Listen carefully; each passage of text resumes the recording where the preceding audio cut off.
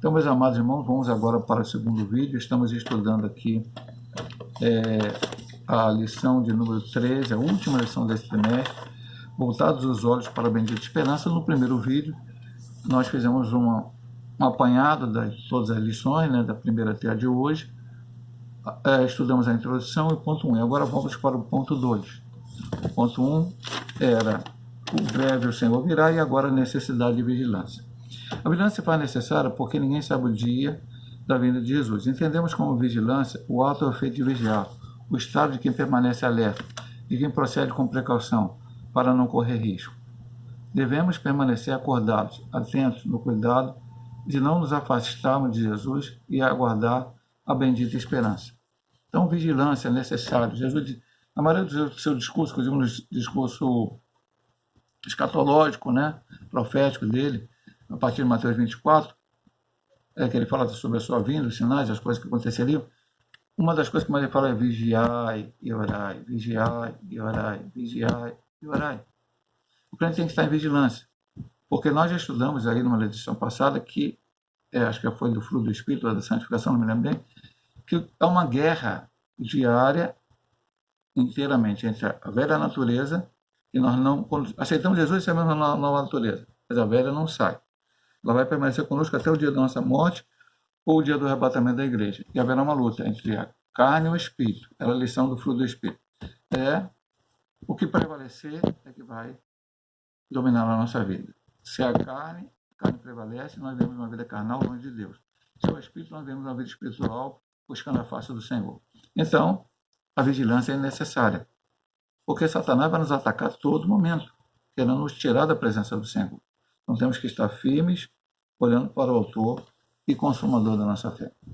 Então, vamos aqui à primeira subdivisão do ponto 2. Exortação à vigilância. O Senhor Jesus nos exorta com muita ênfase sobre a necessidade da vigilância. Já pois, porque não sabeis a que hora há de vir o vosso Senhor. Mateus 24, 44.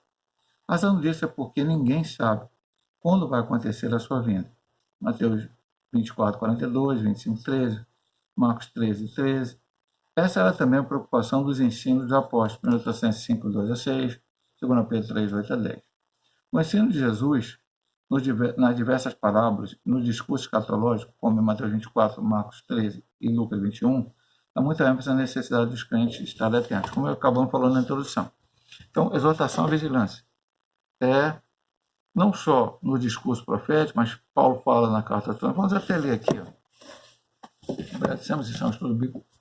1 Tessalonicenses 5. Essas palavras são muito importantes para nós, minha madrinha. Acho que o crente tem que estar sempre lendo a Bíblia, sempre lendo a palavra de Deus para poder entender. Diz assim, porque vós mesmos sabeis muito bem que o dia do Senhor virá como ladrão de noite. Então o ladrão não avisa que hora vai chegar, ele vem de surpresa. Pois que quando disserem a paz e segurança, então lhe sobrevirá repentina destruição, como a dor de parto, aquela que está grávida, e de modo nenhum escaparão. Mas vós, irmãos, já não estáis em trevas, para que aquele dia vos surpreenda como ladrão. E todos vós sois filhos da luz e filhos do dia. Nós não somos da noite nem das trevas. Não durmamos, pois como os demais, mas vigiemos e sejamos sóbrios. Temos que viver uma vida de sobriedade, equilíbrio. E como é que a gente consegue uma vida de equilíbrio? Já falamos o segredo lá no primeiro ponto. Oração, leitura da palavra e jejum. 3, um tripé importantíssimo da vida cristã. Só isso, pastor? Não, já isso já. Se você vivesse uma vida assim, buscando a presença do Senhor, já seria maravilhoso. Mas nós temos outras situações que podem nos ajudar. Estar frequentando a igreja em comunhão. Você não vai à igreja para ver irmão. Se você vai na igreja para rever seus irmãos, lógico, eu vou ficar alegre, feliz. Toda vez que eu vou na igreja, eu fico alegre, feliz de falar com meus irmãos, de cumprimentar meus irmãos. Né? Agora a gente não pode abraçar, então dá aquele toquinho com a mão assim, né? Por causa da coronavírus. Do coronavírus, né? Mas eu não vou lá para ver os irmãos. Essa não é a primeira finalidade. Eu vou à igreja para adorar a Deus. E adoro, como nós aprendemos no culto, eu não dependo de quem está à minha volta para adorar. Ah, seu irmão está dando glória, eu vou dar glória também. Se o irmão está dando aleluia, eu vou dar aleluia também. Se o irmão está tá meio frio, eu vou ficar frio também. Não, não, não. Você vai fazer o seu culto, o irmão vai fazer o dele, cada um vai fazer o seu. E Deus vai falar. Ah, vai falar na hora que o pastor estiver pregando, pastor. Não, já disse várias vezes na igreja. Deus vai falar quando o primeiro irmão ou irmã que estiver dirigindo o culto, seja ele quem for, disser: saúde, irmão, com a paz do Senhor.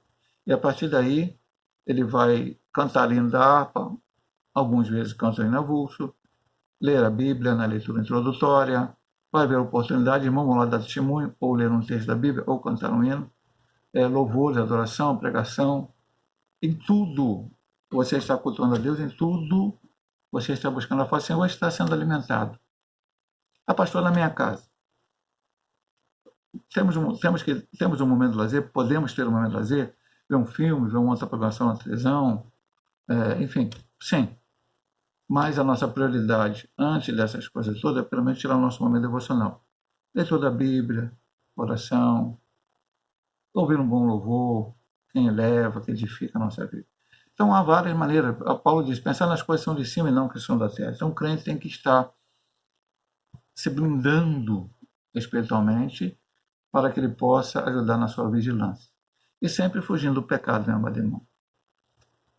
Se eu sei que ali, pelo lado direito, o meu lado direito aqui, eu sei que vai ter uma situação que possa me levar a pecar, mas eu preciso chegar num determinado lugar. Eu sempre falei isso na igreja. Preciso chegar a um determinado lugar e pelo lado direito é um lado mais rápido. Mas ali eu sei que vai ter coisas que podem desviar meus olhos, fazer eu pecar. Se eu for pelo lado esquerdo, a possibilidade é menor de ter essas coisas, eu vou levar mais tempo para chegar. Eu devo fugir. Eu devo ir pelo lado esquerdo e dar a volta. Pastor, se eu for pelo lado direito, a primeira vez eu não vou olhar, a segunda vez eu não vou olhar, a terceira vez eu não vou olhar, a quarta vez eu não vou olhar, vai chegar um momento que eu vou acabar olhando, posso olhar, posso correr esse risco, e aí, meu amado irmão, eu vou pecar. E aí eu tenho que fugir. Vigiai. Vigiai, está atento, alerta. Já conversei com alguém, não sei se hoje é assim nos quartéis, alguém que no quartel. Então, no quartel do exército, né, tem aquelas guaritas onde fica um soldado ali por um turno, um tempo, para que ninguém tente invadir o quartel. E alguém me disse que aquela guarita ela só tem o espaço, alguns quartéis, para botar um pé num canto e um pé no outro. O meio é vazio, é um buraco. Se a pessoa dormir em pé ali, ela resvala seu pé, pode revelar seu pé e cair lá de uma altura grande. Então, eles têm que estar atentos. É assim a nossa vida. Não deixe que nada distraia você. Vamos aqui adiante, porque a lição é longa, né? Os alarmes falsos. Muitos líderes e grupos religiosos arriscaram-se em marcar a data da segunda vinda de Cristo. Alguns deles cravaram várias datas. Outros, depois de constatarem que elas não batiam, reinterpretaram as supostas profecias e as protelaram para outras datas. Todos esses líderes e grupos falharam. É um erro tentar adivinhar os tempos e as estações, como está em Atos 1:7, pois só Deus sabe o dia e a hora, Mateus 24:36 e Marcos 13:32, já foi citado antes na lição. A palavra de Deus rejeita todas as falsas expectativas acerca da vinda de Cristo. Essa maravilhosa doutrina tem como objetivo trazer esperança aos crentes, e não a incredulidade, a falsas expectativas, alarmes falsos. Eu vou dizer alguns grupos que fizeram isso. Os Adventistas do Sétimo Dia começaram assim. Miller, que era um pregador batista, disse que Jesus ia voltar numa determinada data de 1843. Não, 1900 não, 1800. Por causa de umas contas que ele fez, e pregou isso por uns 15 anos, mais ou menos 13 anos, ele pregou isso. Muitas pessoas nos Estados Unidos acreditaram nele, venderam tudo, subiram no telhado das suas casas esperando que Jesus voltasse. Jesus não voltou. Ele foi refazer a conta, disse que por causa do motivo lá, tinha errado um ano, seria 844. Ainda alguns o seguiram ele, Jesus não voltou, e as pessoas se dispersaram. Mas algumas pessoas que o seguiram, entre elas uma mulher chamada Ellen Goldwhite e outras pessoas, fizeram a teoria do santuário. Jesus voltou, está no santuário purificando, para depois ele vir aqui na terra e levar a igreja. Essa doutrina é errática, eu vou dizer mais fundo, é herética, não existe base na Bíblia. É baseado em Daniel 9:27. A gente nunca pode basear uma doutrina em um único versículo. E E os testemunhos de Jeová que já marcaram a volta de Jesus umas 300 vezes. E depois, quando Jesus não volta, falam, vão remarcando, vão dando desculpas e tal. E ainda outros grupos, por aí, pseudo-evangélicos, às vezes quando aparece um maluco aí dizendo alguma coisa assim, desculpa falar maluco, meu irmão, porque o nécio é doido, né?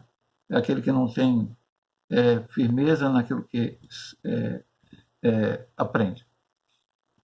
E eu vou falar mais uma coisa sobre isso aqui. Se Jesus marcasse a hora, você soubesse a hora, se as pessoas soubessem a hora, provavelmente as pessoas, muitas, não todas, mas estariam fazendo coisa errada, pecando, errando, e na véspera iam lá pedir um perdão. Senhor, me perdoa, quero voltar, quero ter seu servo, para aproveitar aquele momento. Por isso tem que ter vigilância. Se Jesus mandou vigiar é porque não sabe. Não tem como marcar, não tem como saber. Vamos para o ponto 3. Vivendo com fidelidade. Viver com fidelidade é adotar um estilo de vida cristão na esperança da vinda de Cristo. Assim como Deus é santo, exige santidade do seu povo, da mesma maneira, um Deus fiel exige fidelidade do seu povo. Vamos ver a definição de fidelidade. Fidelidade é a qualidade de ser cheio de fé, característica do que é fiel, lealdade. Os termos fidelidade, verdade e lealdade pertencem ao mesmo campo semântico na Bíblia. Seja o Senhor entre nós testemunhas da verdade e fidelidade. Jeremias 24, 42, 5. Mostrando toda a boa lealdade. Tito 2,10. Fidelidade é uma demonstração de fé, lealdade, respeito, constância nos compromissos assumidos. Então, o crente precisa ser fiel. Fiel a Deus, fiel aos irmãos, fiel até à sociedade. O crente tem que ter compromisso assumido. Então, o crente, a não ser que aconteça uma tragédia na vida dele, como agora estamos tendo na época da pandemia, e algumas pessoas realmente estão passando por dificuldades claras financeiras, mas se houver uma doença grave e a pessoa se endivida, um problema, o crente tem que pagar as suas dívidas em dia, as suas contas em dia. O crente não pode ter gatos na sua casa, né? Não estou falando aquele de 4 patas que mia. É gato de internet, é gato de luz, é gato de água, é gato disso, é gato daquilo. Não. O crente tem que ser fiel. Ah, pastor, mas é difícil. É difícil, meu irmão, mas temos que pagar um preço, porque o mundo está olhando para nós. Estamos cercados por uma grande nuvem de testemunhos que estão olhando para nós. Hebreus capítulo 2. Estão olhando para nós. Estão olhando para nós. Então, ele termina aqui dizendo: fidelidade é uma demonstração de fé, lealdade, respeito e constância nos compromissos assumidos. Vamos aqui para a segunda ponto. Então, a fidelidade de Deus. Vamos ver como Deus é fiel. A verdade é um dos atributos morais de Deus, do qual reflete outras perfeições divinas, dentre as quais a fidelidade. Deus é fiel. E fiel na acepção da palavra. Realmente ele é fiel. Vamos até ler aqui um texto, né? 1 Coríntios 1,9. Vamos ver aqui, minha madrinha. Sempre é bom ler a palavra para que a gente possa entender daqui. Mas como está escrito, as coisas que o olho não viu, e o ouvido não ouviu, e não subiram ao coração do homem, são as que Deus preparou para que o amam. Deus é fiel, ele há de cumprir tudo que ele prometeu, tudo que ele falou. Cuidado só para não ficar com promessa do homem achando que é de Deus, e achar que Deus tem que cumprir aquilo que Deus não disse. A fidelidade de Deus é grande. Lamentações 3, 23, também é um texto bastante conhecido. O 22 diz: as misericórdias do Senhor são a causa de não ser consumido. E no versículo 23 fala que grande é a fidelidade do Senhor. E expressa uma absoluta confiança cuja ideia é de firmeza. Assim como ele cumpriu a promessa da vinda do Salvador do mundo, de igual modo, a segunda vinda de Cristo podemos considerar como um fato incontestável. Então, como ele está falando da fidelidade, nós temos que ser fiéis, agora ele também fala da fidelidade de Deus. Tem gente que não está acreditando, cristãos não estão acreditando mais na vinda de Cristo. Então, pastor, já ouvi, minha madrinha. Ele está demorando tanto. Desde que eu nasci, estão falando que ele volta, já estou velho, ele não voltou ainda. Não, meu amado irmão. A promessa foi feita há séculos atrás, 2 séculos pelo menos. Sem falar que lá no Antigo Testamento havia referência sobre a primeira vinda de Cristo e a segunda. Então ele diz aqui até da fidelidade de Deus. Deus não prometeu que o Messias viria? Deus prometeu que o Messias viria. E quando Deus prometeu que o Messias viria? Primeira promessa, Gênesis 3:15. Falou para Adão e para Eva, especialmente para Eva. Da semente da mulher, primeiro o inimigo, né? Aquele que feriria. Aliás, vamos lá, da semente da mulher nasceria aquele que Satanás feriria o seu calcanhar, mas ele esmagaria a cabeça da serpente, ou pisaria os pés sobre a serpente. Que promessa é essa? Primeira vinda de Cristo, o seu morte na cruz e a sua ressurreição. Filha do calcanhar e pisar a cabeça, a ressurreição, o domínio de Cristo. Está lá em Gênesis 3:15. Pastor, quanto tempo levou para se cumprir? 4.000 anos. E como é que o povo viveu? Viveu na esperança. Vai lá ler os Heróis da Fé, capítulo 11 de Hebreus, eles não esperavam, eles aguardavam, eles ansiavam. Jesus vai voltar. Vai voltar na minha geração? Espero que sim. Creio até que sim. Mas se ele não voltar, se eu morrer, ele voltar depois, o problema é estar preparado, vigilante, até o dia da minha morte. Ou querer arrebatar a igreja. Eu sei quando eu vou morrer? Não. Sei quando ele vai voltar? Não. Então eu tenho que vigiar agora, daqui a 1 minuto, daqui a 2 minutos, daqui a 3 minutos, daqui a 4 minutos, esse dia inteiro, outros dias também. Tem que vigiar. Estar pronto. Eu falo sempre na ceia. Ele não tem que estar preparado para tomar ceia. Ele tem que estar preparado para a volta de Cristo. Se ele estiver preparado para a volta de Cristo, ele está preparado para tomar ceia, ele está preparado para pregar, ele está preparado para cantar, para fazer o postulado na igreja, para evangelizar, para fazer tudo na obra do Senhor. Nós temos que estar sempre buscando essa. Deus é fiel, a sua promessa da volta de Cristo será cumprida.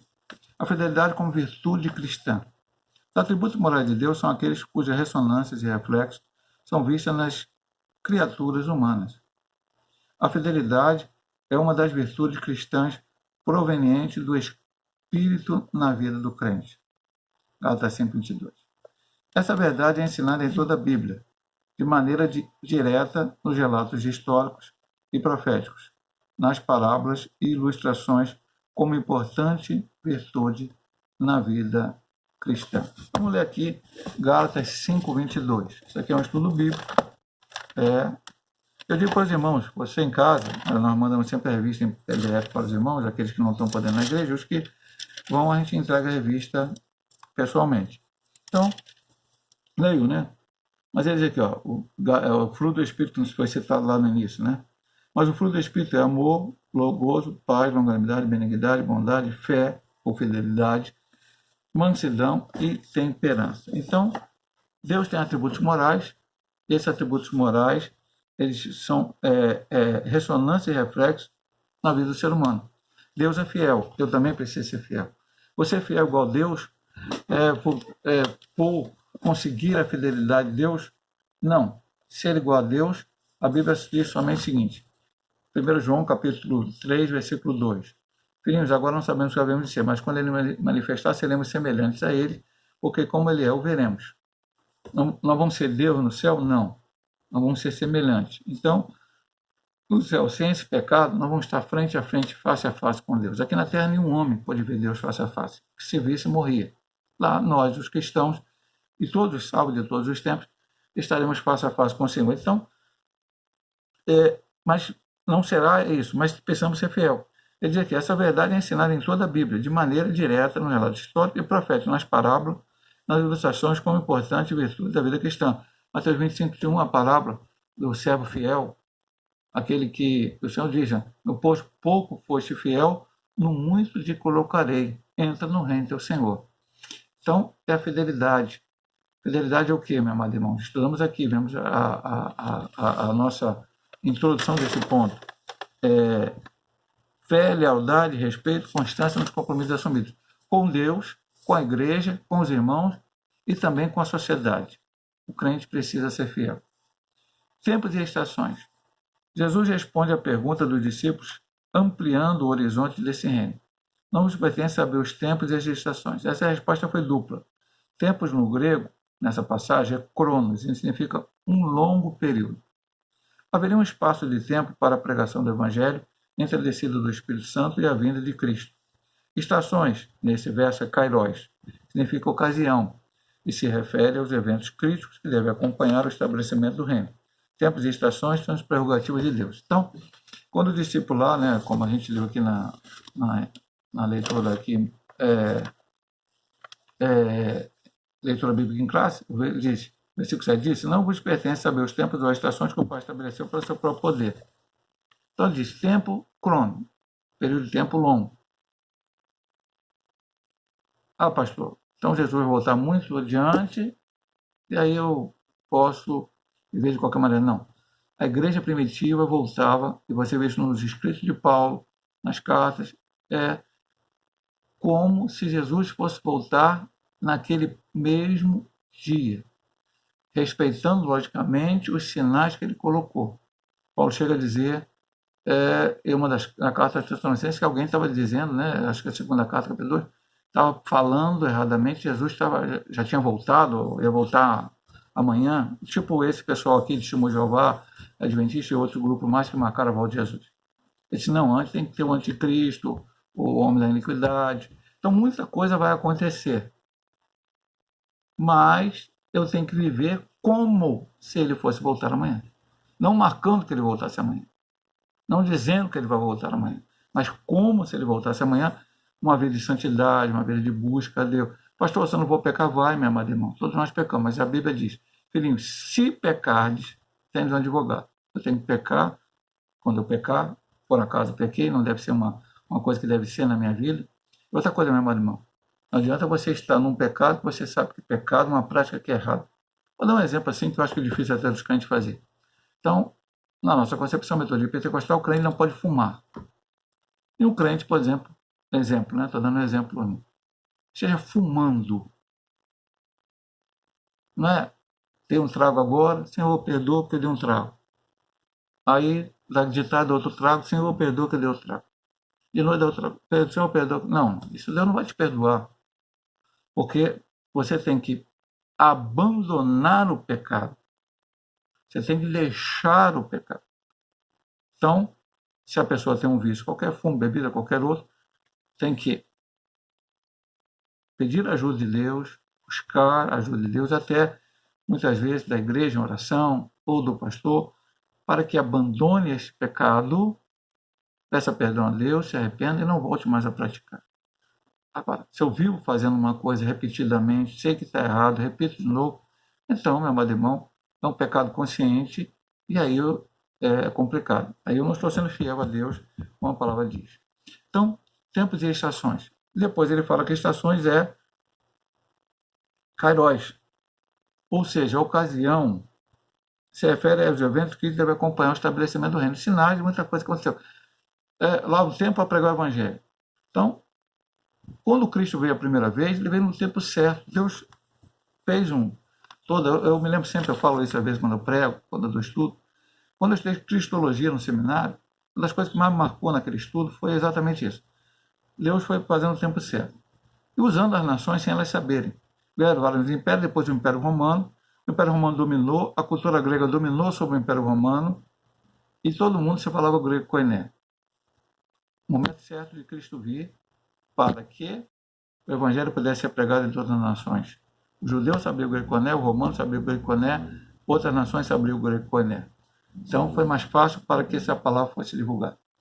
A paz romana. Os romanos fizeram um reinado que praticamente todo mundo conhecia então, e eles então tinham suas tropas, seus lugares. Havia sedições, havia guerra? Sim, havia.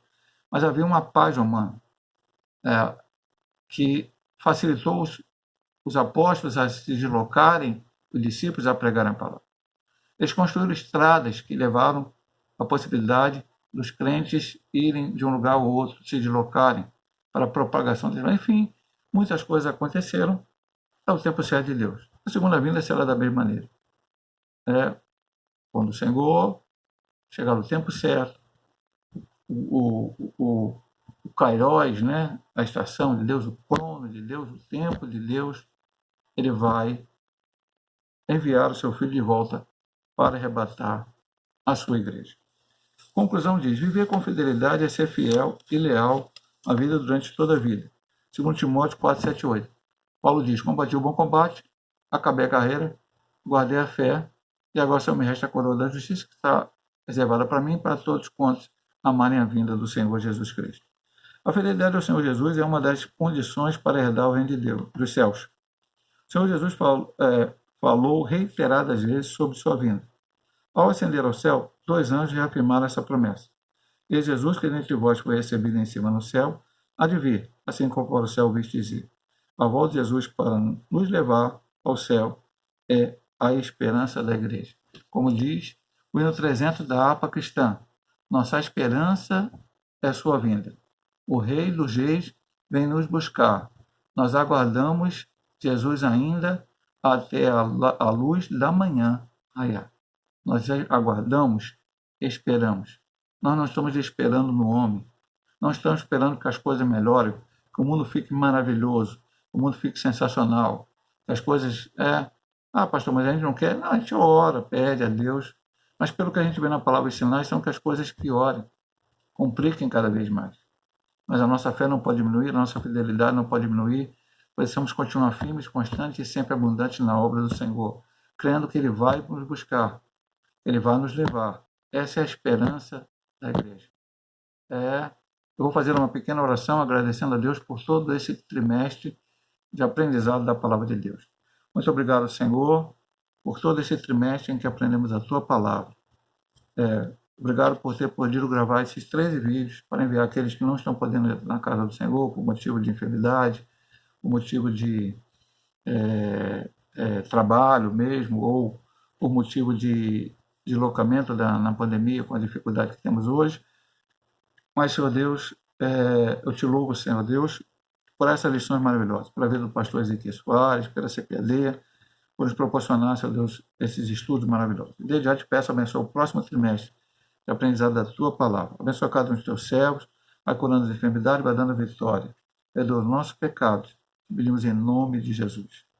Deus possa abençoar os amados irmãos, e se Deus assim permitir, na próxima semana estaremos já introduzindo o segundo trimestre, a lição do segundo trimestre, a lição 1 desse novo trimestre. Deixa eu ver, está aqui. Vou até já antecipar os irmãos. Dons espirituais e ministeriais, servindo a Deus e aos homens com poder extraordinário. E a primeira lição do que vamos estudar semana que vem, se Deus assim permitir, e deu dons aos homens, lições essas escritas pelo pastor Elinaldo Renovado. Semana que vem a gente fala mais. Deus abençoe em nome de Jesus.